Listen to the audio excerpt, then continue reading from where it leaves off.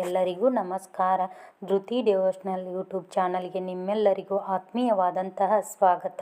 ಸ್ನೇಹಿತರೆ, ಆಗಸ್ಟ್ 21ನೇ ತಾರೀಕು ಶುಕ್ರವಾರದಂದು ನಾವು ಅತ್ಯಂತ ಪವಿತ್ರವಾದ ವರಮಹಾಲಕ್ಷ್ಮಿ ವ್ರತವನ್ನು ಆಚರಿಸುತ್ತೇವೆ.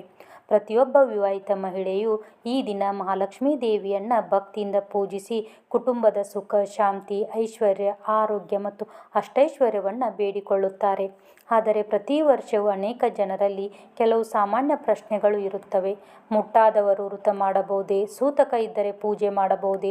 ಬಾಣಂತಿಯರು ಮತ್ತು ಗರ್ಭಿಣಿಯರು ಈ ವ್ರತವನ್ನು ಆಚರಿಸಬಹುದೇ? ಇಂತಹ ಎಲ್ಲ ಪ್ರಶ್ನೆಗಳಿಗೆ ಶಾಸ್ತ್ರ ಮತ್ತು ಸಂಪ್ರದಾಯದಲ್ಲಿ ಹೇಳಿರುವ ಮಾಹಿತಿಯನ್ನು ಈ ವಿಡಿಯೋದಲ್ಲಿ ವಿವರವಾಗಿ ತಿಳಿದುಕೊಳ್ಳೋಣ. ಮೊದಲು ವರಮಹಾಲಕ್ಷ್ಮಿ ವ್ರತದ ಮಹತ್ವ ಏನು ಎಂಬುದನ್ನು ತಿಳಿದುಕೊಳ್ಳೋಣ.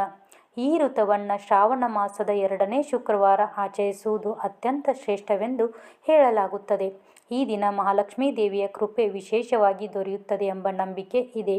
ಭಕ್ತಿಯಿಂದ ಪೂಜೆ ಮಾಡಿದರೆ ಮನೆಯಲ್ಲಿರುವ ದಾರಿದ್ರ್ಯ ದೂರವಾಗಿ ಧನ, ಧಾನ್ಯ, ಆರೋಗ್ಯ, ನೆಮ್ಮದಿ ಮತ್ತು ಸಂತೋಷ ಹೆಚ್ಚುತ್ತದೆ. ಕೆಲವರಿಗೆ ಅನಿವಾರ್ಯ ಕಾರಣಗಳಿಂದ 2ನೇ ಶುಕ್ರವಾರ ವ್ರತ ಮಾಡಲು ಸಾಧ್ಯವಾಗುವುದಿಲ್ಲ.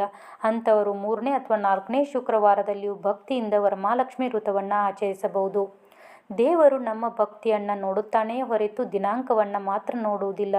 ಆದ್ದರಿಂದ ಸಾಧ್ಯವಾದ ದಿನದಲ್ಲಿ ಶ್ರದ್ಧೆಯಿಂದ ಪೂಜೆ ಮಾಡುವುದು ಮುಖ್ಯ. ಇದೀಗ ಮೊದಲ ಪ್ರಶ್ನೆ: ಮುಟ್ಟಾದ ಮಹಿಳೆಯರು ವರಮಹಾಲಕ್ಷ್ಮಿ ವ್ರತ ಮಾಡಬಹುದೇ? ಸಂಪ್ರದಾಯದ ಪ್ರಕಾರ ಮುಟ್ಟಾಗಿರುವ ಸಮಯದಲ್ಲಿ ಮಹಿಳೆಯರು ಈ ವ್ರತವನ್ನು ಕೈಗೊಳ್ಳಬಾರದು. ಆ ದಿನ ದೇವರ ಪೂಜೆ, ಕಲಶ ಸ್ಥಾಪನೆ, ಅಲಂಕಾರ, ನೈವೇದ್ಯ ತಯಾರಿ ಹಾಗೂ ಪೂಜಾ ಸಾಮಗ್ರಿಗಳನ್ನು ಮುಟ್ಟುವುದನ್ನು ಸಹ ತಪ್ಪಿಸಬೇಕು. ಇದರಿಂದ ಮನೆಯಲ್ಲಿ ವ್ರತವೇ ನಿಲ್ಲಬೇಕು ಎಂಬುದಿಲ್ಲ. ಉದಾಹರಣೆಗೆ, ಸೊಸೆ ಮುಟ್ಟಾಗಿದ್ದರೆ ಅತ್ತೆ ವ್ರತ ಮಾಡಬಹುದು, ಅತ್ತೆ ಮುಟ್ಟಾಗಿದ್ದರೆ ಸೊಸೆ ಮಾಡಬಹುದು. ಮನೆಯಲ್ಲಿರುವ ಇನ್ನೊಬ್ಬ ಮಹಿಳೆ ಅಥವಾ ಅರ್ಹ ವ್ಯಕ್ತಿ ಪೂಜೆ ನಡೆಸಬಹುದು, ಅಂದರೆ ವ್ರತ ನಡೆಯಬೇಕು. ಆದರೆ ಮುಟ್ಟಾಗಿರುವ ಮಹಿಳೆ ಪೂಜೆಯಲ್ಲಿ ಭಾಗವಹಿಸಬಾರದು. ಕೆಲವರು ಕೇಳುತ್ತಾರೆ, ನಾನು ಪೂಜೆ ಮಾಡಲು ಎಲ್ಲ ಸಿದ್ಧತೆ ಮಾಡಿಕೊಂಡಿದ್ದೆ, ಆದರೆ ಅಂದು ಮುಟ್ಟಾಯಿತು, ಈಗ ಏನು ಮಾಡಬೇಕು? ಅಂಥ ಸಂದರ್ಭದಲ್ಲಿ ಬೇಸರ ಪಡಬೇಕಾಗಿಲ್ಲ. ಮನೆಯಲ್ಲಿರುವ ಇನ್ನೊಬ್ಬರಿಂದ ಪೂಜೆ ಮಾಡಿಸಿ ನೀವು ಮನಸ್ಸಿನಲ್ಲಿ ಮಹಾಲಕ್ಷ್ಮಿಯನ್ನು ಧ್ಯಾನಿಸಿ ಪ್ರಾರ್ಥನೆ ಮಾಡಬಹುದು. ಭಕ್ತಿ ಎಂದಿಗೂ ವ್ಯರ್ಥವಾಗುವುದಿಲ್ಲ. ಇದೀಗ ಸೂತಕ ಇರುವವರು ವರಮಹಾಲಕ್ಷ್ಮಿ ವ್ರತ ಮಾಡಬಹುದೇ ಎಂಬ ಪ್ರಶ್ನೆಗೆ ಉತ್ತರ ನೋಡೋಣ. ಇಲ್ಲಿ ಮರಣ ಸೂತಕದ ಬಗ್ಗೆ ಮಾತನಾಡುತ್ತಿದ್ದೇವೆ. ಶಾಸ್ತ್ರ ಮತ್ತು ಸಂಪ್ರದಾಯದಲ್ಲಿ ಇದಕ್ಕೆ ಕೆಲವು ನಿಯಮಗಳಿವೆ. ನಿಮ್ಮ ಮನೆಯಲ್ಲಿ ಯಾರಾದರೂ ಮರಣ ಹೊಂದಿದ್ದರೆ ಮತ್ತು ಆ ಘಟನೆ ಯುಗಾದಿ ಹಬ್ಬದ ಮೊದಲು ನಡೆದಿದ್ದರೆ ಹೊಸ ಹಿಂದೂ ವರ್ಷದ ಆರಂಭವಾದ ಯುಗಾದಿಯ ನಂತರ ಹಿಂದಿನ ವರ್ಷದ ಸೂತಕ ಕಳೆಯುತ್ತದೆ ಎಂಬ ಸಂಪ್ರದಾಯ ಇದೆ. ಆದ್ದರಿಂದ ಅಂಥವರು ವರಮಹಾಲಕ್ಷ್ಮಿ ವ್ರತವನ್ನು ಆಚರಿಸಬಹುದು. ಆದರೆ ಯುಗಾದಿಯ ನಂತರ ಮರಣ ಸಂಭವಿಸಿದ್ದರೆ ವಾರ್ಷಿಕ ಸೂತಕ ಮುಗಿಯುವವರೆಗೆ ದೊಡ್ಡ ಹಬ್ಬಗಳು ಮತ್ತು ವಿಶೇಷ ವ್ರತಗಳನ್ನು ಆಚರಿಸಬಾರದು ಎಂಬ ಅನೇಕ ಕುಟುಂಬಗಳಲ್ಲಿ ಪಾಲಿಸುತ್ತಾರೆ. ಆದ್ದರಿಂದ ನಿಮ್ಮ ಕುಟುಂಬದ ಸಂಪ್ರದಾಯ ಅಥವಾ ಮನೆಯ ಹಿರಿಯರು ಮತ್ತು ನಿಮ್ಮ ಕುಲಪುರೋಹಿತರ ಸಲಹೆಯಂತೆ ನಡೆದುಕೊಳ್ಳುವುದು ಉತ್ತಮ. ಸ್ನೇಹಿತರೆ, ಭಾರತದಲ್ಲಿ ಬೇರೆ ಬೇರೆ ಪ್ರದೇಶಗಳಲ್ಲಿ ಬೇರೆ ಬೇರೆ ಆಚರಣೆಗಳಿವೆ. ಕೆಲವು ಕುಟುಂಬಗಳಲ್ಲಿ 1 ವರ್ಷದ ಸೂತಕವನ್ನು ಕಟ್ಟುನಿಟ್ಟಾಗಿ ಪಾಲಿಸುತ್ತಾರೆ. ಇನ್ನು ಕೆಲವರು ಸ್ಥಳೀಯ ಸಂಪ್ರದಾಯದ ಪ್ರಕಾರ ನಿರ್ಧಾರ ಮಾಡುತ್ತಾರೆ.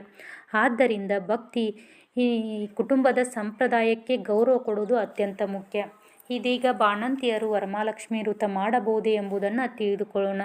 ಮಗುವಿನ ಜನನದ ನಂತರ ತಾಯಿಗೆ ಕೆಲವು ದಿನಗಳವರೆಗೆ ಜನನ ಸೂತಕ ಇರುತ್ತದೆ. ಸಾಮಾನ್ಯವಾಗಿ 16ನೇ ದಿನ ಅಥವಾ ಕೆಲವೆಡೆ 20ನೇ ದಿನ ಶುದ್ಧೀಕರಣ ವಿಧಿ ನಡೆಸಿ ಸೂತಕವನ್ನು ನಿವಾರಿಸುತ್ತಾರೆ. ಈ ಶುದ್ಧೀಕರಣದ ನಂತರ ಮನೆಗೆ ಗೋಮೂತ್ರ ಅಥವಾ ಶುದ್ಧೀಕರಣಕ್ಕಾಗಿ ಬಳಸುವ ಪವಿತ್ರ ನೀರನ್ನು ಸಿಂಪಡಿಸಿ ಮನೆಯ ಶುಚಿಗೊಳಿಸಿ ನಂತರ ಮಹಾಲಕ್ಷ್ಮಿ ವ್ರತವನ್ನು ಆಚರಿಸಬಹುದು. ಆದರೆ ಸೂತಕ ಇರುವ ದಿನಗಳಲ್ಲಿ ವ್ರತ ಮಾಡಬಾರದು ಎಂಬುದು ಸಂಪ್ರದಾಯವಿದೆ. ಬಾಣಂತಿಯರ ಆರೋಗ್ಯವು ಬಹಳ ಮುಖ್ಯ.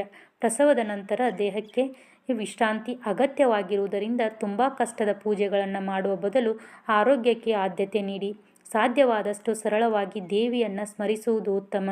ಇದೀಗ ಗರ್ಭಿಣಿಯರು ವರಮಹಾಲಕ್ಷ್ಮಿ ವ್ರತ ಮಾಡಬಹುದೇ ಎಂಬ ಪ್ರಶ್ನೆಗೆ ಉತ್ತರ ನೋಡೋಣ. ಸಾಮಾನ್ಯವಾಗಿ ಗರ್ಭಧಾರಣೆ ಮೊದಲು 5 ತಿಂಗಳವರೆಗೆ ಆರೋಗ್ಯ ಚೆನ್ನಾಗಿದ್ದರೆ ಸರಳವಾಗಿ ವ್ರತವನ್ನು ಆಚರಿಸಬಹುದು. ಆದರೆ 6 ತಿಂಗಳ ನಂತರ ಗರ್ಭಿಣಿಯರು ಹೆಚ್ಚಿನ ದೈಹಿಕ ಶ್ರಮ ಮಾಡಬಾರದು. ವಿಶೇಷವಾಗಿ ತೆಂಗಿನಕಾಯಿ ಒಡೆಯುವುದು, ಭಾರವಾದ ಪೂಜಾ ಸಾಮಗ್ರಿಗಳನ್ನು ಎತ್ತುವುದು, ದೀರ್ಘಕಾಲ ಕುಳಿತು ಪೂಜೆ ಮಾಡುವುದು, ಹೆಚ್ಚು ಆಯಾಸವಾಗುವ ಕೆಲಸಗಳನ್ನು ತಪ್ಪಿಸುವಂತೆ ಸಲಹೆ ನೀಡಲಾಗುತ್ತದೆ. ಕೆಲವು ಸಂಪ್ರದಾಯಗಳಲ್ಲಿ 6 ತಿಂಗಳ ನಂತರ ತಾಂಬೂಲ ನೀಡುವುದು ಅಥವಾ ಋತದ ಕೆಲವು ವಿಧಿಗಳನ್ನು ಗರ್ಭಿಣಿಯರು ಮಾಡಬಾರದು ಎಂದು ಹೇಳುತ್ತಾರೆ. ಆದ್ದರಿಂದ ಆರೋಗ್ಯವನ್ನು ಗಮನದಲ್ಲಿಟ್ಟುಕೊಂಡು ಸರಳವಾಗಿ ಲಕ್ಷ್ಮೀದೇವಿಯ ಫೋಟೋ ಅಥವಾ ವಿಗ್ರಹವನ್ನು ಇಟ್ಟು ದೀಪ ಹಚ್ಚಿ ಹೂವು ಅರ್ಪಿಸಿ ಅಷ್ಟೋತ್ತರ ಲಕ್ಷ್ಮೀ ಸ್ತೋತ್ರ ಅಥವಾ ಮಹಾಲಕ್ಷ್ಮಿ ಅಷ್ಟಕವನ್ನು ಪಠಿಸಿ ಪೂಜೆ ಮಾಡಿದರೆ ಸಾಕು.